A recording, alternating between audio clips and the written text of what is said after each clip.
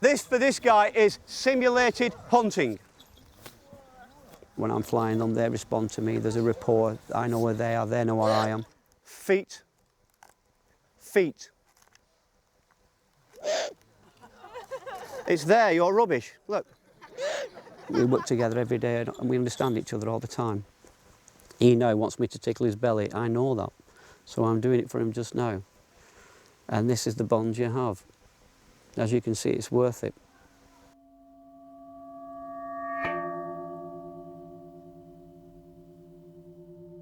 I think it started with a thing called daring. They would trap the birds of prey, didn't know how to train them initially, and they would tie them to a very long string, and they would let it go, and it would try and fly away, and they'd hold it like a kite over the wheat fields, over the crops, because in the wheat fields was quail and different game birds, which as soon as they saw a bird of prey, kept still and froze.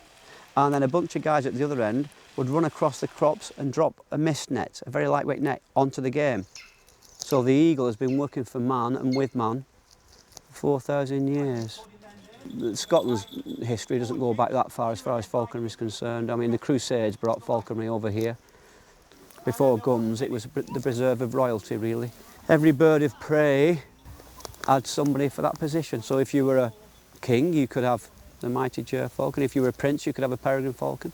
An emperor could have a golden eagle. An earl could have a lanner falcon. A landowner, yeoman, could have a hawk. OK, she's caught the toy. Now she's killing the toy. Remember, if you want to work with animals and you say, you will do it because I said so, never practice falconry, because you'll be very unsuccessful and the birds of prey will leave you instantly because they're in charge, not you, and they only understand kindness, not bullying. You can win their affection with food. You can win their affection with magic dogs that flush game for them and they think you're fantastic because they've got game to chase. All the time they're feeding themselves and at the same time you're benefiting from what they catch, you're getting your share. And once they're bonded to the falconer, they'll defend the falconer. If you come too close to me now, he'll let you know that you're too close. This guy can see 4 times faster than you. If he was watching television, 25 frames per second, he would see every still frame. Everyone would look the same, very bored. For you and me, it's a moving picture. So this guy is very, very nervous all the time. So they see everything different, so the hood calms them down.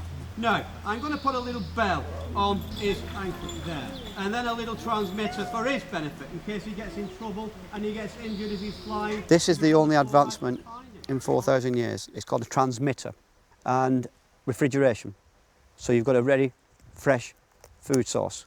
When you're hunting with them, when they get an injury, if they've got this on, you can find them.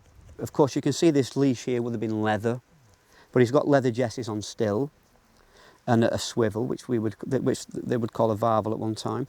I could go back in time to Kublai Khan, who employed 2,000 professional falconers. I could join the ranks of the falconers team there, and you could converse quite well because you'd been using the same techniques then as you are now.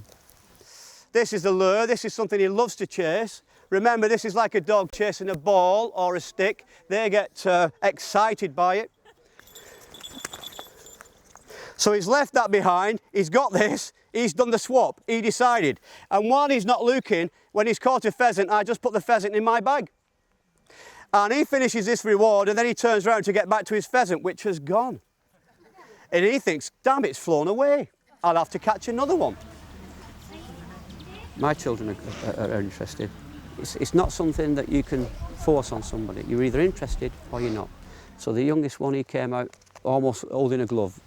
And he's 9 years old, he flies his own peregrine falcon. He handles all these birds of prey. He even handles one of the eagles at 9.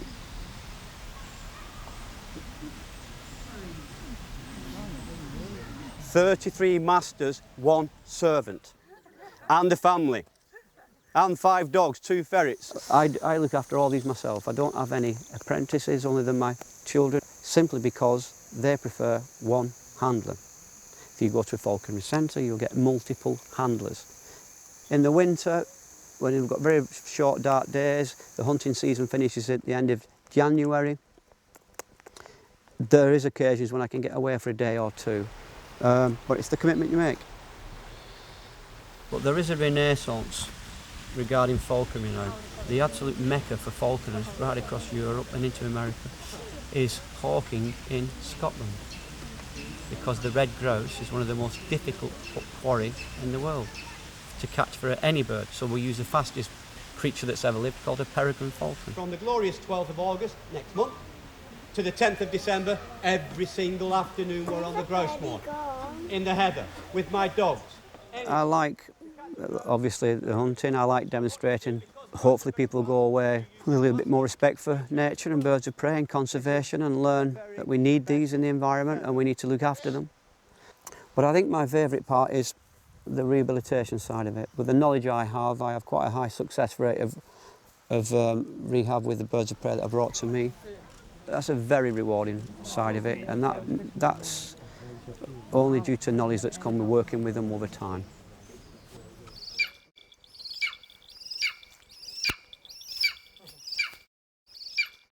He never stops looking up at the sky, do you? When he looks up and locks on, and it's another eagle. I know it's another eagle because he doesn't move his head, and then he sometimes yelps, yelp, yelp, yelp. So I don't have to spend all day with binos watching the skies. They're doing it for me.